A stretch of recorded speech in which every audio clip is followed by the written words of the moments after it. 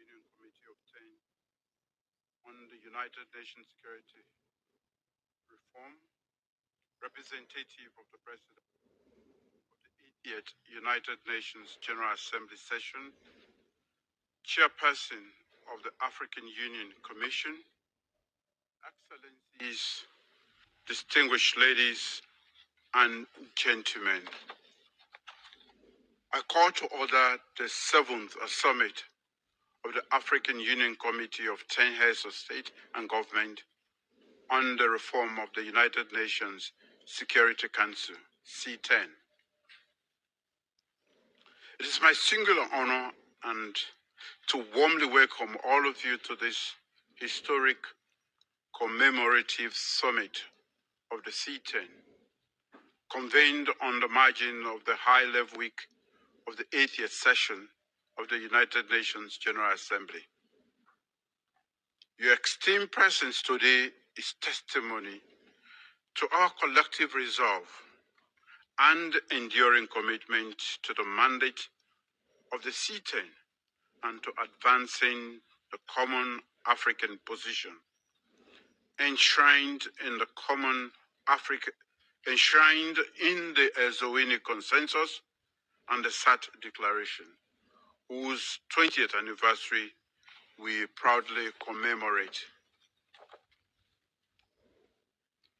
We shall now proceed to the opening statements. I shall first deliver my own statement as President of Sierra Leone and coordinator of C-10.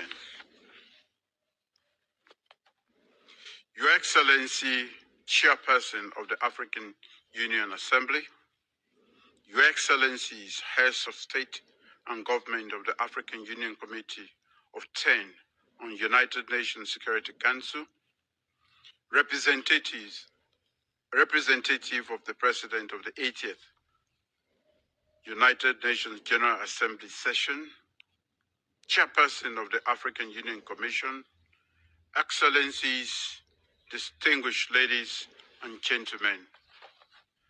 I'm honored to welcome you to the 7th Summit of the African Union Committee of 10 on Security Council Reform, a gathering of great historical significance. We convene at a critical moment in our collective fight for justice and equity in global governance. This year marks 20 years since Africa's leaders adopted a common African position articulated in the landmark Leone Consensus and SAT Declaration of 2005. Then, Africa spoke with one voice, demanding no fewer than 2 permanent seats with all the rights and privileges of current permanent members, including the veto, and 2 additional non-permanent seats. This was not a plea for favor. It was and remains a demand for justice to correct a historical wrong. When the UN was founded in 1945, most of Africa had no voice. Today, Africa remains the only continent without permanent representation, despite African issues dominating the Council's agenda. This exclusion, a relic of bygone era, is a profound injustice. Decisions about Africa must no longer be taken without Africa. Excellencies, over the past 2 decades, guided by the Leone Consensus and SAT Declaration, the C-10 has been the custodian of Africa's demand. We have carried Africa's voice to every region, every forum, and every negotiation. Our greatest achievement has been our unity.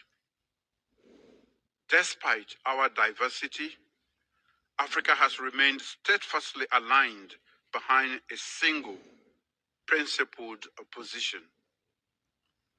That unity is our strength. No reform can succeed without a united Africa. Through tireless advocacy, Africa has secured recognition of its case as both a priority and a special case. This recognition is firmly enshrined in UN outcome documents, including the 2024 Pact for the Future. The C-10 has built strong global partnerships.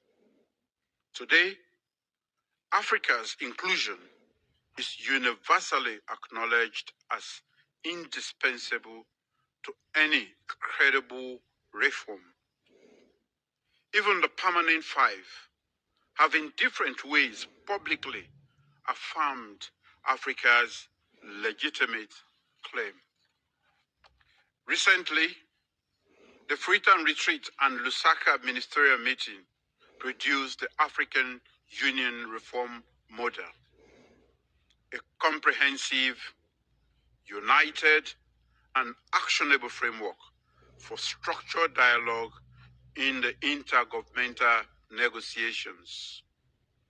These accomplishments reflect Africa's resilience, solidarity, and determination.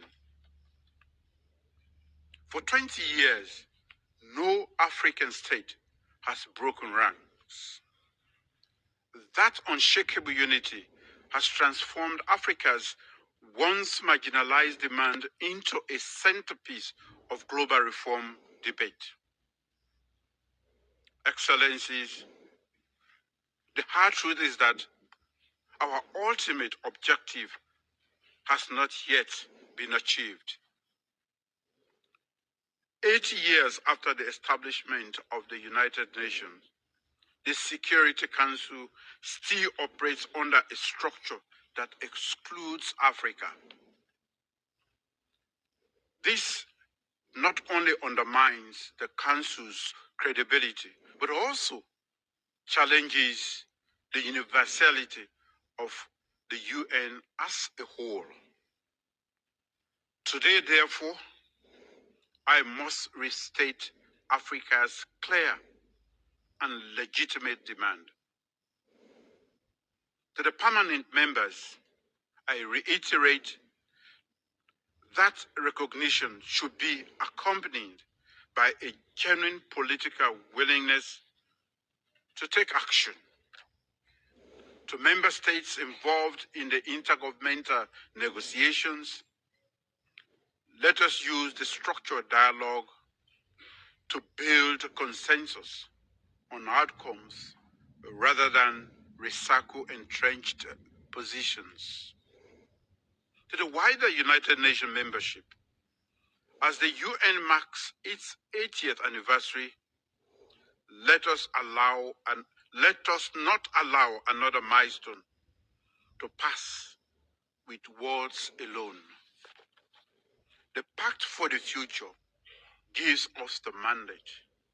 The Africa Reform Model, adopted by C-10, rooted in Eswatini and SAT common African position, provides the blueprint for reform. The momentum is here. The time for action is now. Africa will continue to engage constructively. Let there be no doubt. Our demand is legitimate, non-negotiable, and just. Equal representation for Africa is not only an African imperative, it is a global necessity.